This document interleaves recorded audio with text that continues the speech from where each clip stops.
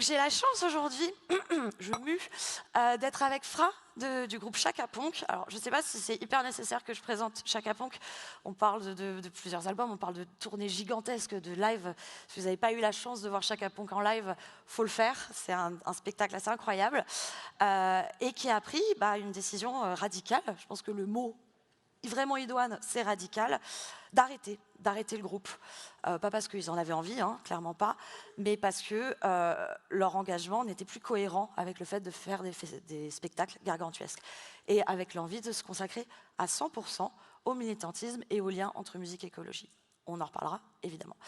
Et notre deuxième invité, Fakir, qui est producteur et DJ de musique électronique. Et les DJ, ils ont une spécificité, ils tournent toute l'année. Ils tournent tous les week-ends. Un groupe de rock, ça va en studio, puis ça va en tournée. Un DJ, ça tourne tous les week-ends, ça prend énormément l'avion, ça joue le vendredi soir à Amsterdam, le samedi soir à New York et le dimanche à Hong Kong. C'est un désastre en termes d'impact carbone et en termes d'image de ce que c'est qu'être musicien également. Et du coup, je vais aller m'asseoir quand même. Ouais, vas-y. Et du coup, Fakir, tu as pris... tu as sorti maintenant 4 albums, ça fait quand même quelques années que tu fais ce métier. Et au fur et à mesure de ton activité, tu as décidé de plus t'engager et de prendre des décisions sur ta carrière. Et notamment, on va parler de la première, puisque là, tu en reviens tout juste. La semaine dernière, tu étais en tournée en Allemagne. Ce week-end, on était ensemble d'ailleurs en Andorre.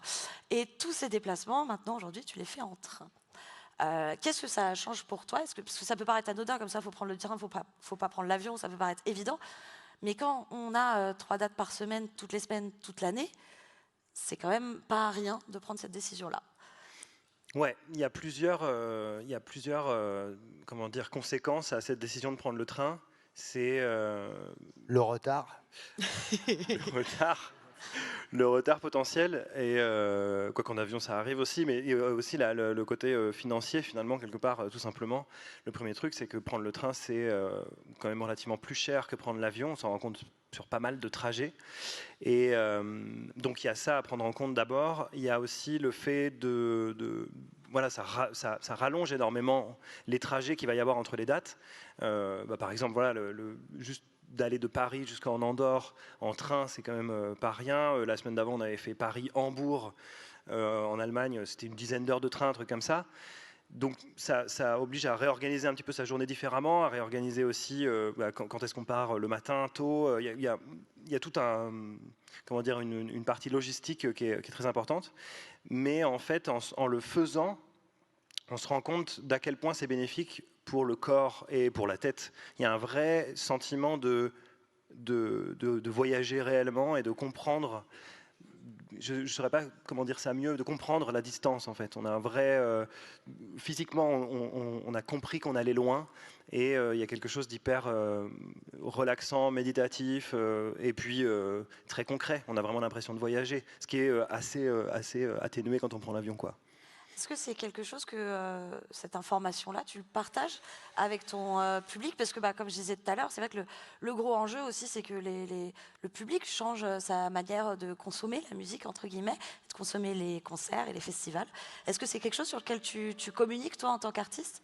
Un petit peu, pas encore totalement, parce que c'est assez récent comme mécanisme, et j'attends d'être complètement, comment dire, d'avoir complètement mis ce truc-là en place et que ce soit rigide dans mes exigences. Parce que pour l'instant, on est encore à une étape où on ajuste un petit peu nos trucs et j'ai envie de me sentir d'abord complètement légitime d'en parler, d'avoir vraiment ce vécu. Là, pour l'instant, je découvre en fait ce nouveau moyen de transport et c'est très chouette. Mais ouais, il va falloir que je prenne la parole, ouais. Grave. Est-ce que quand tu as commencé à vouloir dire, non, mais moi, en fait, je veux plus prendre l'avion, tu as eu des freins, ouais, non, t'es un petit peu chiant quand même, monsieur. C'est quand même pas très pratique pour, je sais pas, les personnes qui travaillent avec toi, par exemple. Non, en vrai, ça va. Et justement, c'est cool parce que finalement, j'arrive un petit peu à un moment du débat où cette question-là est devenue un peu centrale, où l'urgence climatique est de plus en plus forte. Et du coup, c'est une réflexion qui a été très bien accueillie. Finalement, la vraie question, ça a été, est-ce que je suis prêt, moi, à faire une croix sur des opportunités d'aller jouer très loin sur la planète quand c'est des occasions uniques, par exemple, de partir, j'en sais rien, bah voilà, moi, l'exemple que j'ai là comme ça, c'est que je devais partir au Costa Rica au mois de mars et c'était qu'une seule date, un one shot, et du coup j'ai fait sauter cette date parce qu'en fait, pour ces raisons-là, en fait, pour des raisons écologiques. Et il y a c'est vraiment ça, j'ai l'impression, la question principale quand on est DJ, c'est est-ce qu'on est OK d'accepter la décroissance quelque part de son projet ou la stagnation sous l'étendard de l'écologie, quoi. Parce que pour moi, c'est vraiment l'aboutissement final de cette réflexion, c'est accepter de décroître, quoi. Et de plus être à la course, ce que tu as pu être à un moment, Ouais, notamment au complètement. début de carrière, on accepte toutes les dates, on veut Ouais. tout faire, etc. Ça me fait une merveilleuse transition, parce que je vous disais tout à l'heure que Chaka Ponk, vous avez pris la décroissance extrême, ouais. une grosse décroissance. Après, excuse-moi. Pardon, vas-y. Faut remettre le truc dans le contexte, en fait. On ne dit pas que les groupes doivent arrêter de faire des tournées et tout ça. Nous on est un groupe un peu particulier, puisque le concept, c'est un animal, donc un singe qui va expliquer à l'homme qu'il est en train de faire n'importe quoi. On a créé Chaka Ponk autour de ça, et donc d'expliquer que la sphère politique et industrielle est en totale perte de contrôle, est totalement hors de contrôle, que les gens, la société est complètement accro au confort et à la surconsommation, ce qui permet d'ailleurs à la sphère politique industrielle de faire n'importe quoi sans que ça dérange personne, et que la société, en fait, elle va très bien à une toute petite minorité de gens, elle va très mal pour une grande majorité, et puis elle va dans le mur pour tout le monde. Donc on raconte des trucs plutôt assez gays comme ça, vous voyez, des trucs qui donnent envie d'écouter Chaka Ponk. Et ces messages, en fait, qui décrivent un peu le comportement humain, enfin la névrose du comportement humain, la névrose de l'humanité, qui s'est auto-proclamée espèce supérieure, qui consomme tout sans prendre en considération le vivant et l'environnement, est vraiment le cœur des textes et des prises de position qu'on a dans Chaka Ponk. Et Chaka Ponk s'est mis à grossir, à grandir. On s'est rapproché d'associations écologiques, d'ONG qui nous ont formés, en fait, qui nous ont expliqué ce qui se passe réellement, les dérives politiques, les dérives industrielles, l'urgence climatique, ce qu'on n'entend jamais dans les médias, enfin, ou très très peu.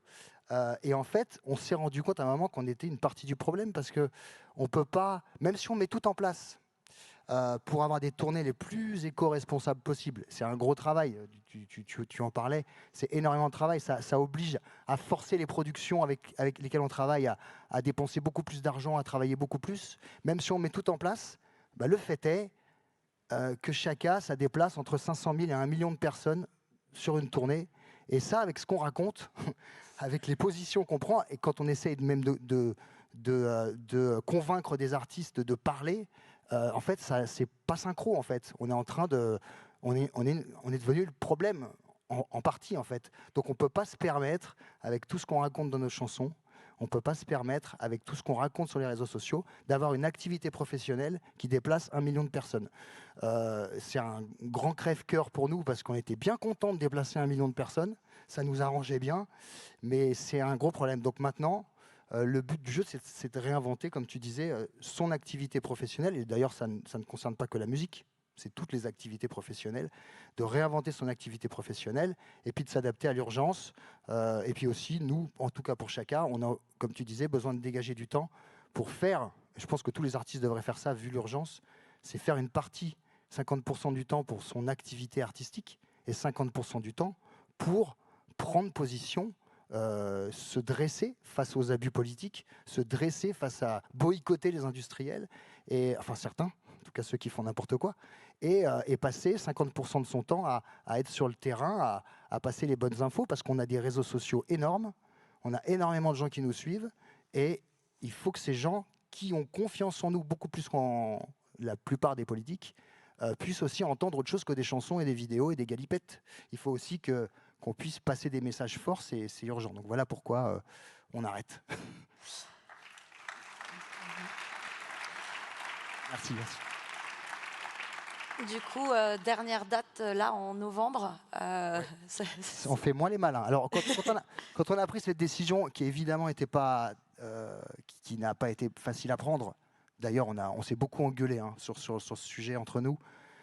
Parce que c'est aberrant en fait, mais bon, on va faire autre chose, donc ça va, on est content. En fait, on se dit un truc, ce qui a réussi à nous réconcilier dans cette décision, c'est qu'on s'est dit que quand même on avait de la chance avec Chaka, ça allait très bien marcher. Et ça, c'est un truc que les artistes doivent comprendre aussi. Quand ça marche, c'est pas seulement parce que tu as du talent, c'est aussi des concours de circonstances, c'est aussi de la chance, c'est aussi un cadeau de la vie en fait. Et au bout d'un moment, ce cadeau de la vie, il est génial, on en profite beaucoup. Et puis quand la vie est dans la merde, comme c'est le cas maintenant, il faut savoir lui donner en retour du temps et de l'énergie. Donc on s'est retrouvés tous ensemble à se dire on n'arrête pas pour rien, on arrête aussi pour remercier toutes ces années que la vie nous a données, avec toute la chance qu'on a eue et de ces moments incroyables qu'on a vécus. Et il est temps qu'on lui redonne du temps et maintenant qu'on se consacre à elle et en fait qu'on commence à changer notre façon notre ADN de consommateur et d'électeur et de musicien. Merci. Du coup, une des activités là, activité, on dirait que vous allez faire de la pâte à modeler, n'importe quoi. Mais une des initiatives de la poterie, une des initiatives sur lesquelles vous allez maintenant beaucoup plus passer de temps, s'appelle Frix. C'est donc un collectif d'artistes. Alors, avant d'en parler évidemment de Frix, il y a toujours une question que je me pose, c'est quand on parle comme ça dans les coulisses, enfin voilà, moi c'est mon métier, je suis journaliste dans la musique, donc je passe mon temps à papoter avec des artistes. Tout le monde est engagé. Tout le monde dit la planète va mal, la surconsommation, c'est pas bien, etc. Très peu d'artistes en parlent ouvertement, très peu d'artistes communiquent dessus, que ce soit dans leurs chansons ou auprès de leur public. Toi, Théo, Fakir, pardon, c'est quelque chose que tu commences à faire, que tu apprends à faire petit à petit.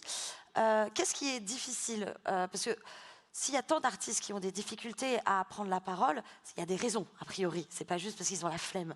Donc, qu'est-ce qui est difficile d'amorcer cette façon de faire? Toi, tu en parles un peu dans tes chansons aussi, et un peu auprès de ton public. Comment se passe ce processus-là? Parce que c'est un processus qu'en fait, chacun aussi peut avoir auprès de ses cercles d'amis. La seule différence, c'est que vous, votre cercle d'influence est un petit peu plus gros. Oui, c'est vrai. Je pense que ça demande.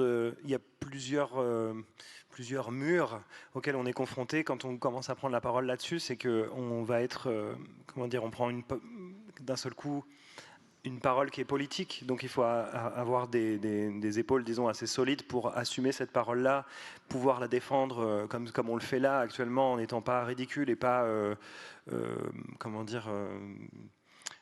Ignorant de la question à laquelle voilà, de ce qu'on discute. Légitimité, ça, il faut avoir une légitimité. Il y a un truc comme ça, il y a un truc de légitimité, de s'être renseigné un petit peu là-dessus. Je pense que ça, c'est un peu le premier mur, c'est que quand on est révolté par quelque chose ou quand on s'engage pour une cause, il y a un boulot en fait à faire de se renseigner sur cette question-là, agir vraiment, prendre des mesures un peu concrètes, etc., avant de pouvoir communiquer vraiment là-dessus. Donc je pense que ça, c'est un peu le premier mur. Il y a peut-être un mur aussi tout simple en fait, c'est difficile de parler en public et finalement la musique, généralement, j'ai l'impression que les artistes musiciens, pas tous, mais il y en a beaucoup qui utilisent aussi la musique comme une espèce de carapace pour communiquer leurs émotions.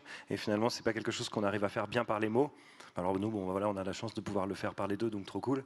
Mais je pense que ça fait partie aussi des barrières qui empêchent ça. Et après, il y a aussi un truc qui, je pense, a été un petit peu une sorte de stigmate qui a été créé par les médias il y a assez longtemps, c'est qu'en fait, quand on s'engageait dans une cause, je dis on s'engageait parce que j'ai l'impression que c'est moins le cas maintenant, mais quand on s'engageait dans une cause, on devenait tout de suite un artiste engagé, et cette étiquette d'être engagé prenait un peu le pas sur la musique qu'on faisait. Et ça, c'est un truc qui m'a toujours, moi, angoissé au début, parce que je me suis dit, mais si je commence à prendre la parole là-dessus, on va me considérer comme un artiste engagé, et plus comme un musicien, plus comme un artiste, en fait.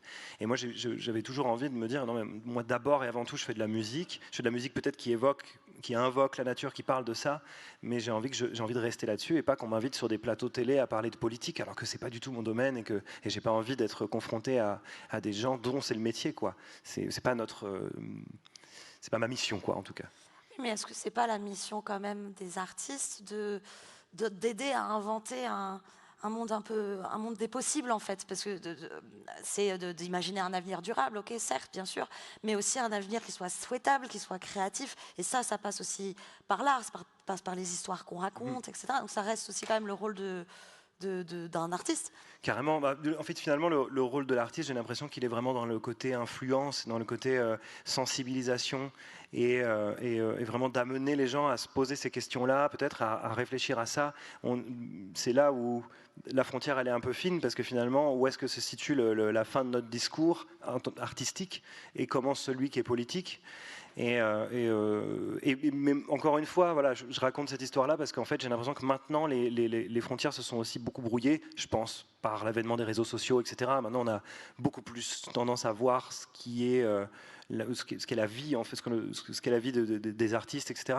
On voit un petit peu leurs goûts, leurs trucs, leurs inclinations, etc. Ça devient une vitrine. Et du coup, maintenant, avoir un discours politique et prendre la parole là-dessus, c'est devenu quelque chose de beaucoup plus naturel, de beaucoup plus accepté, disons, qui faisait partie presque d'un personnage. Et moi, c'est du coup quelque chose avec lequel j'ai été vite à l'aise, parce que c'était des valeurs que je défendais dans ma vie privée. Donc dès que c'est devenu OK, disons, de diluer ça dans mon personnage artistique, je l'ai fait, quoi. Tu partages, Fra, le fait que ce soit plus facile aujourd'hui? Oui, alors déjà, comme tu disais, il y a un truc qui a changé la vie des artistes, c'est les réseaux sociaux.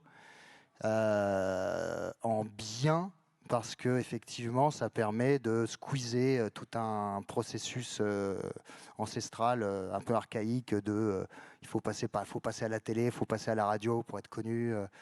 Voilà. Donc, par contre, c'est un petit peu extrême maintenant. C'est-à-dire que maintenant, les artistes, même quand ils se connaissent pas et qu'ils doivent faire des featuring, c'est-à-dire jouer ensemble, le premier truc qu'un artiste demande à son producteur, c'est il a combien de followers. Le producteur lui répond en général, tu veux pas écouter ce qu'il fait comme musique? Il fait non, je m'en fous, il a combien de followers? Et donc c'est quand même devenu une sorte, comme tu disais, de deuxième personnalité, le nombre de followers que tu as sur tes réseaux sociaux. C'est hyper important, c'est tellement important que ça devient presque maladif pour certains. Et il y a une espèce de course vers la montée de ce nombre qui va complètement à l'encontre de tout discours d'engagement politique risqué, ou alors de discours un petit peu extrêmes sur des prises de position face à ce qui se passe dans le monde et à l'effondrement écologique, par exemple, parce que tu risques de perdre des followers à ce moment-là. Et ça les fait pas du tout marrer, les artistes, quand ils risquent de perdre des followers. Donc on galère, c'est vrai, à sensibiliser pas que les artistes, hein, même les gens qui travaillent en fait grâce aux réseaux sociaux. Ça peut être des influenceurs, c'est toute célébrité entre guillemets.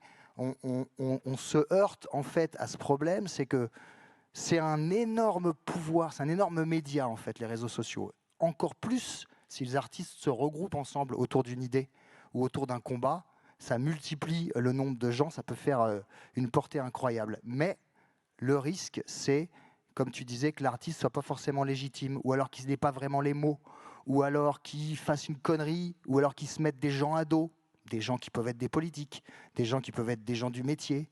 Et dans ce cas-là, malheureusement, il a fait descendre son compteur à copains de quelques centaines, voire quelques milliers de personnes, et là, il ne dort plus pendant des semaines, tellement c'est horrible. Et c'est le vrai problème, c'est-à-dire que l'artiste, évidemment, c'est normal, comme tu disais, c'est pas aux artistes normalement de faire le boulot des politiques, c'est pas aux artistes de faire le boulot des gens qui sont censés réguler ce qui se passe sur cette planète et réguler ce qui se passe dans la société, faire en sorte que tout le monde soit bien, qu'il y ait des égalités. C'est pas normalement aux artistes de faire ça. Mais par contre, vu que les politiques ne le font pas, enfin en tout cas la majorité, et que les industriels, pour la majorité, ne le font pas non plus, voire même qu'ils aggravent les choses, il va falloir quand même, je pense, c'est ce qu'on essayait de faire avec le collectif de Freaks, pousser, forcer, peut-être former les artistes à prendre la parole parce que les gens les écoutent et à se positionner contre des aberrations d'aujourd'hui et à faire sur leurs réseaux sociaux des posts de musique, des posts de ma tournée machin, ma vidéo machin, mais aussi j'ai quelque chose à vous dire parce que j'ai compris quelque chose. Ma vision du monde a changé et j'aimerais vous la faire partager. Ça n'a rien à voir avec ma musique, ça a à voir avec moi, citoyen. Je ne suis pas d'accord avec ça, je ne suis pas d'accord avec l'effondrement écologiste, je ne suis pas d'accord avec les abus politiques, les dérives politiques qui entraînent l'effondrement écologique et j'ai envie de vous en parler et j'ai envie de vous sensibiliser à ça. Ça, c'est un truc qui doit se faire, je pense, de plus en plus parce que les gens nous écoutent et les gens nous font confiance. Et malheureusement, c'est risqué à cause de ce fameux nombre de followers. Et qui est-ce qu'il y a comme artiste dans Frix? C'est que ce collectif. L'idée, donc, c'est vraiment Alors, de créer un cercle d'influence. Oui, le pitch, c'est rassembler des gens qui ont des gros réseaux. Alors, c'est pas forcément des artistes, hein, il y a aussi des journalistes, Humoristes, sportifs, si je crois. humoristes, des gens qui ont des gros réseaux et les faire. C'est chaud. En fait, on a dressé une liste de comportements qu'on a fait avec la Fondation pour la Nature et l'Homme et l'ADEME.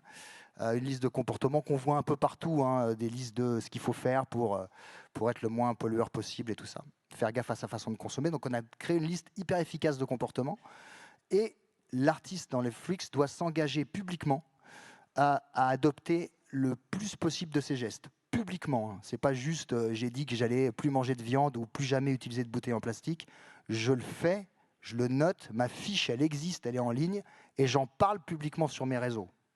Donc, évidemment, quand on lance un truc comme ça, il y a plein d'artistes qui font moi. Après, on leur dit, alors il y a une liste de trucs qu'il va falloir que tu t'engages à faire. Le week-end? Non, tout le temps, toute ta vie. Toute ta vie. Ah putain, ouais, c'est chaud quand même. Regarde la liste, ils voient les trucs, et ils me disent, moi, j'en fais que 3. Je dis, mais le but, c'est que tu en fasses plus maintenant. C'est que tu en fasses plus, parce que sinon, tout irait bien. Hein.